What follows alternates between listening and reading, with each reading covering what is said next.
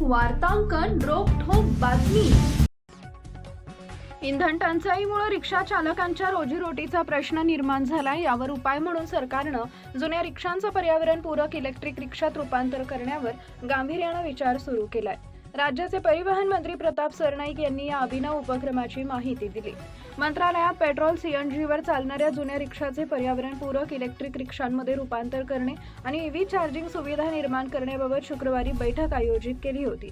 यावेळी परिवहन आयुक्त राजेश नार्वेकर, अप्पर परिवहन आयुक्त भरत कळसकर, सह आयुक्त संदेश चव्हाण, महानगर गॅसचे मुख्य व्यवस्थापक मुकेश पणहोत्रा उपस्थित होते। यावेळी प्रताप सरनाईक म्हणाले, पर्यावरणपूरक इलेक्ट्रिक रिक्षा ही संकल्पना शहरी भागात काळाची गरज झाली आहे। ईव्ही पॉलिसी धोरणानुसार ईव्ही गाड्या रस्त्यावर आणण्याचं शासनाचं धोरण आहे। राज्यात असलेल्या रिक्षांची माहिती घ्या। 4 ईव्ही कंपन्या असल्यानं सर्वांना संधी द्यायची आहे। रिक्षा चालकांना परवडेल अशा किमतीमध्ये ईव्ही रिक्षा तयार करा।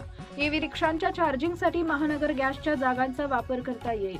परिवहन विभागाकडून 5 वर्षासाठी परवाना वाढवून देण्याचा प्रयत्न करू, मात्र रिक्षावाल्यांना एकदम पैसे भरणं परवडणार नसल्यानं चार्जिंग आणि किटसाठी रोज पैसे देण्याचा पर्याय उपलब्ध करून देण्याच्या सूचना केल्या।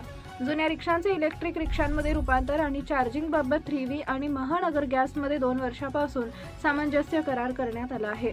आतापर्यंत 447 जुन्या रिक्षांचे इलेक्ट्रिक रिक्षात रूपांतर केले असून बॅटरीची 5 वर्षाची वॉरंटी आहे। याचा खर्च 2 लाख रुपये असून मायलेज 140 किलोमीटर आहे। यातून इंधन सीएनजी बचतीबरोबरच वर्षाला 55 ते 75 हजार रुपयांची रिक्षा मालकांची बचत होते।